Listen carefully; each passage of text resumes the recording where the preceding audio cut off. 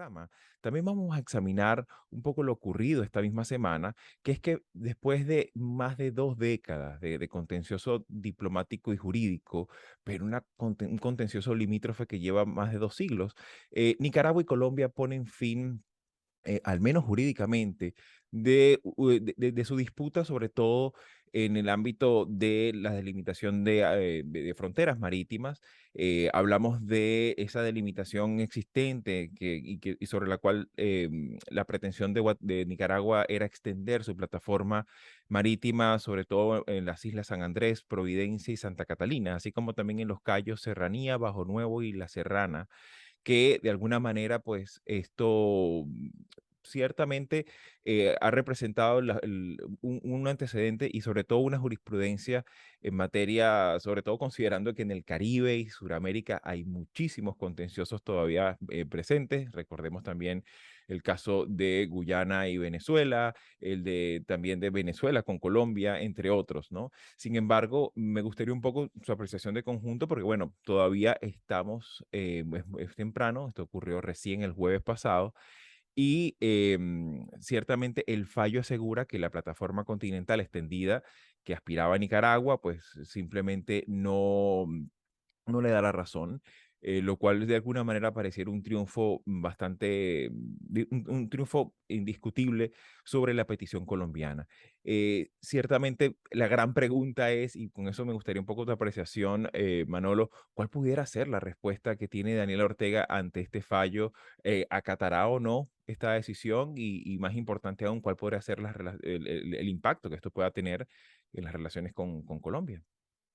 Bueno, lo primero que creo que es que hay que felicitarse porque se acepta, primero porque se somete un diferendo a la jurisdicción internacional. O sea, yo creo que eso de entrada me parece que es absolutamente loable.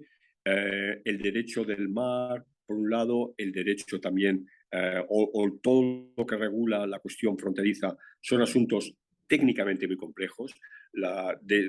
Definir una frontera en el mar y la proyección de esta frontera es algo que, repito, está en el derecho del mar y ha ido evolucionando con los tiempos. Y hay, bueno, aquí el Tribunal Internacional de Justicia tiene un papel muy importante que jugar.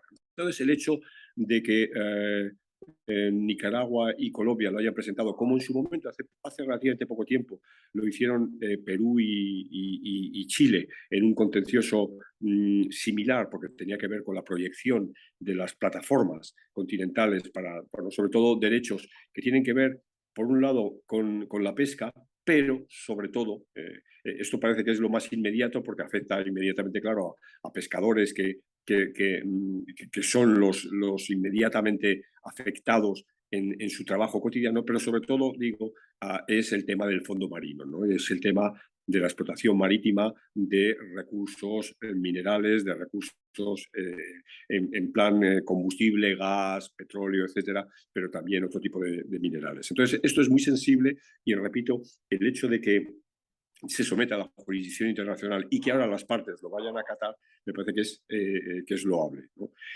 Segundo, claro, está la lectura política, ¿no? La lectura política, esto se lleva en clave a veces de partido de fútbol, ¿no? De campeonato de fútbol. Es decir, hemos ganado o hemos perdido, ¿no? La soberanía del país está mancillada o no, o la soberanía del país sale triunfadora. Y claro, el manejo de esta visión, repito, futbolística, depende mucho del carácter del régimen político en cuestión.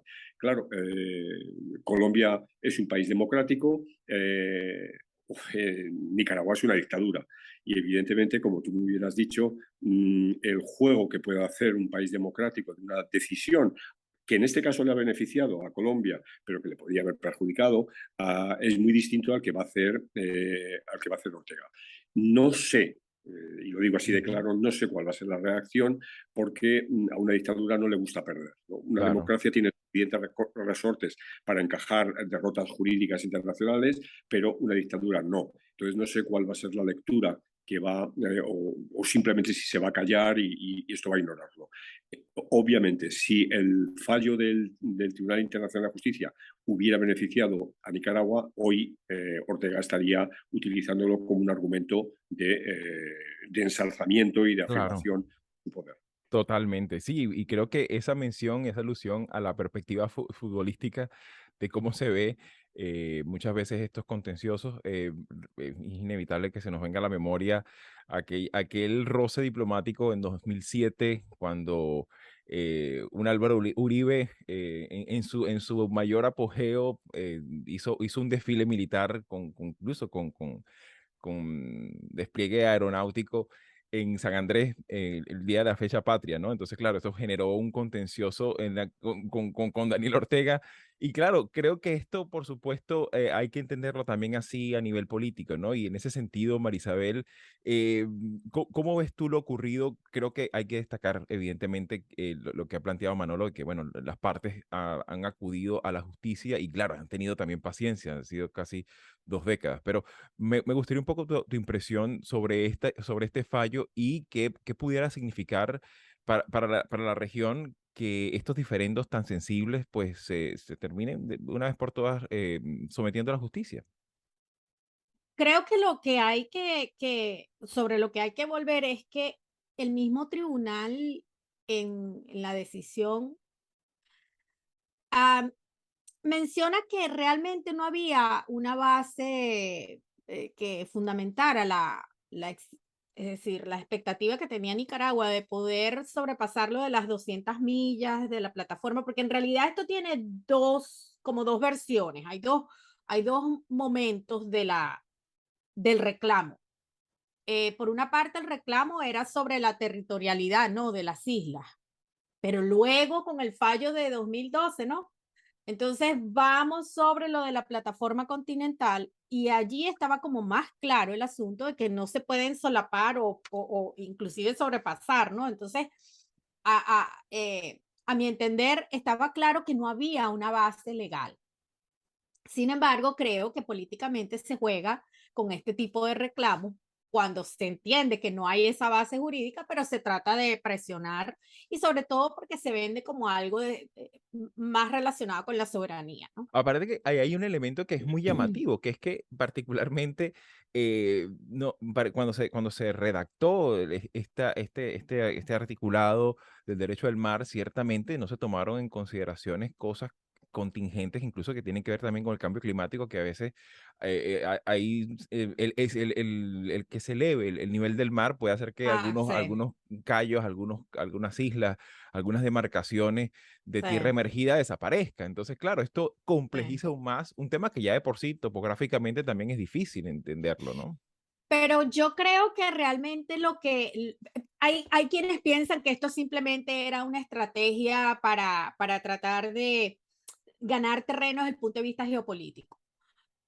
Hay quien cree en esa tesis, pero hay otros que opinan que esto tiene que ver es con un tema de recursos energéticos, petróleo, y que eso es realmente lo que está motivando a Nicaragua. Y que por supuesto la defensa de Colombia no es solamente desde el punto de vista de la soberanía y la territorialidad, sino que es fundamentalmente un asunto energético. Entonces, ahí lo que estamos viendo es que a pesar de que estamos hablando de cambio climático y a pesar de que estamos viviendo las consecuencias de no prestarle atención a esa amenaza, pues el tema de la economía de los hidrocarburos sigue este, motivando a Claro. todos, inclusive a los países que se encuentran en una situación mucho más vulnerable. Claro, y en ese sentido, pues por supuesto, eso sigue marcando allí el ritmo, ¿no? De esas reclamaciones, sobre todo en el marco de esas expectativas de que puede. Y claro, y creo que también eso podríamos extrapolarlo a otros contenciosos limítrofes, por lo menos a los venezolanos nos toca cerca el tema con Guyana y la perspectiva muchas veces que se le da a ese tema es una perspectiva meramente extractivista, o sea, no nos importa ni siquiera mucho lo que opinen los lugareños, ¿no? La gente que vive allí, sino que lo que nos importa es que, bueno, ¿qué hay debajo de ese terreno, ¿no? Y eso creo que, A pesar, a pesar de la conexión que tiene con el problema que vivimos con el cambio climático. Total, total, Entonces, total. O sea, ahí está la todavía contradicción. seguimos viendo un problema en el siglo XXI con la perspectiva del siglo XIX, ¿no? Pero bueno, ciertamente esto habrá que esperar a ver cuál podría ser esta respuesta del gobierno de Nicaragua, que todavía se desconoce cuál podría ser. Sin embargo, bueno, sobre ello podríamos volver más adelante. Pero bueno, Bueno, para pasar... Ajá, pensad, Xavi, que este sigue siendo un tema muy sensible y lo digo a propósito de, estoy ahora mismo en Argentina, como sabéis, de que el caso por excelencia es el caso de Malvinas exacto. Falklands, ¿no? Exactamente, exactamente. Y sobre todo allí también hay una enorme, bueno, claro, que también hubo una guerra, ¿no? O sea, no es nada más el tema de pareceres topográficos, Hasta ¿no? aquí te interesan los temas que hemos abordado, puedes ayudarnos a seguir publicando estos fragmentos dándole like, compartiéndolos, comentando y suscribiéndote al canal. El audio de la entrevista completa lo puedes conseguir en la página latinoamerica21.com/podcast y en las principales plataformas de audio. Subimos videos nuevos todas las semanas, así que nos volveremos a ver muy pronto.